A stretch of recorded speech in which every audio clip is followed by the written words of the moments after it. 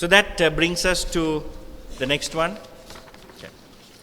The last and the final one. I have a sense of satisfaction here as we come to this. And that is the Feast of Purim. And the reading is fairly lengthy, but bear with me. And we will read through it. The background comes from the book of Esther, chapter 9, verses 20 to 32. Mordecai recorded these events, and he sent letters to all the Jews throughout the provinces of King Xerxes, near and far, to have them celebrate annually the 14th and 15th days of the month of Adar, which is around March, the time when the Jews got relief from their enemies, and as the month when their sorrow was turned into joy and their mourning into a day of celebration. He wrote them to observe the days as days of feasting and joy and giving presents of food to one another and gifts to the poor. So the Jews agreed to continue the celebration they had begun, doing what Mordecai had written to them. For Haman, son of Hammedatha, the Agagite, the enemy of all the Jews, had plotted against the Jews to destroy them and had cast the pur, that is the lot, from that you get the word Purim. The pur, that is the lot, for their ruin and destruction. But when the plot came to the king's attention, he issued written orders that the evil scheme Haman had devised against the Jews should come back onto his own head, and that he and his sons should be impaled on poles. Therefore, these days were called Purim, from the word pur. Because of everything written in this letter, and because of what they had seen and what had happened to them, the Jews took it on themselves to establish the custom that they and their descendants and all who joined them should without fail observe these 2 days every year in the way prescribed and at the time appointed. These days should be remembered and observed in every generation by every family and in every province and in every city. And these days of Purim should never fail to be celebrated by the Jews, nor should the memory of these days die out among their descendants. So Queen Esther, daughter of Abihail, along with Mordecai the Jew, wrote with full authority to confirm this second letter concerning Purim. And Mordecai sent letters to all the Jews in 127 provinces of Xerxes' kingdom, words of goodwill and assurance, to establish these days of Purim at their designated times, as Mordecai the Jew and Queen Esther had decreed for them, and as they had established for themselves and their descendants in regard to their times of fasting and lamentation. Esther's decree confirmed these regulations about Purim, and it was written down in the records. Fairly lengthy reading, but it's really worth it. I have, in every lesson, I also give an equivalent or a matching New Testament passage. I really struggled to find, and I thought this fitted in well, because it's about deliverance by God at the end. Purim is about God intervening into the affairs of men and delivering his people from danger. Hebrews 11, the chapter on faith, verses 32 to 38. And what more shall I say? I do not have time to tell about Gideon, Barak, Samson, and Jephthah, about David and Samuel and the prophets, who through faith conquered kingdoms, administered justice, and gained what was promised, who shut the mouths of lions, like Daniel, quenched the fury of the flames, like Daniel's friends, and escaped the edge of the sword, whose weakness was turned to strength, and who became powerful in battle and routed foreign armies. Women received back their dead, raised to life again. There were others who were tortured, refusing to be released so that they might gain an even better resurrection. Some faced jeers and flogging, and even chains and imprisonment. They were put to death by stoning. They were sawed in two. They were killed by the sword. They went about in sheepskins and goatskins, destitute, persecuted, and mistreated. The world was not worthy of them. They wandered in deserts and mountains, living in caves and in holes in the ground. And as usual, we begin with a hymn. And I thought this would be very appropriate for Purim, means God's protection, deliverance. When we walk with the Lord in the light of His word, what a glory He sheds on our way. While we do His good will, He abides with us still, and with all who will trust and obey. That's what ultimately Mordecai and Esther did. They trusted and they obeyed. The chorus, trust and obey, for there is no other way to be happy in Jesus but to trust and obey. Not a shadow can rise, not a cloud in the skies, but His smile quickly drives it away. Not a fear, not a doubt, nor a fear, not a sigh nor a tear can abide while we trust and obey. Not a burden we bear, not a sorrow we share, but our toil He doth richly repay.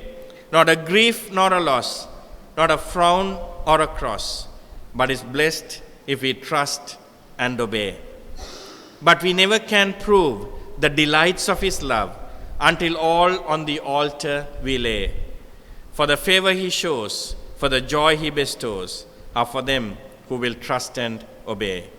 Then in fellowship sweet, we will sit at His feet, or will walk by His side in the way. What He says, we will do. Where He sends, we will go. Never fear, only trust and obey.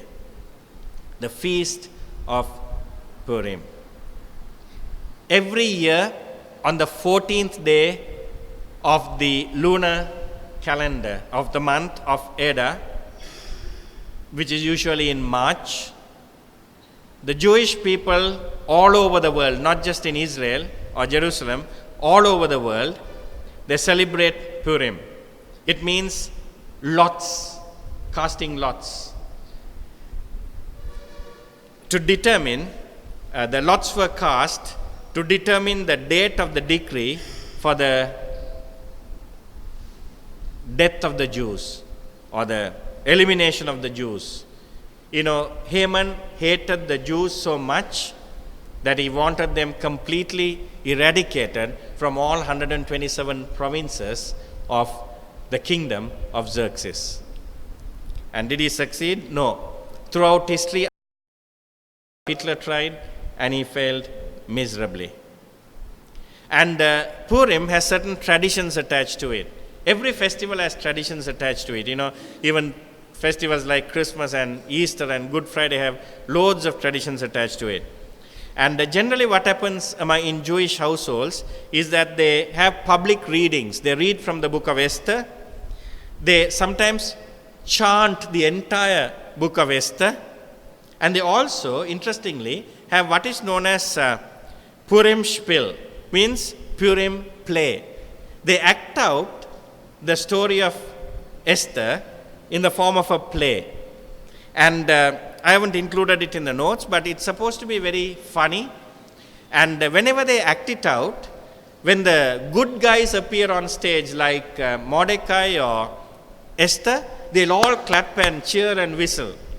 And when the actors representing the bad guys, for example, Haman appears, they all shout and, howl at him and boo him and so on.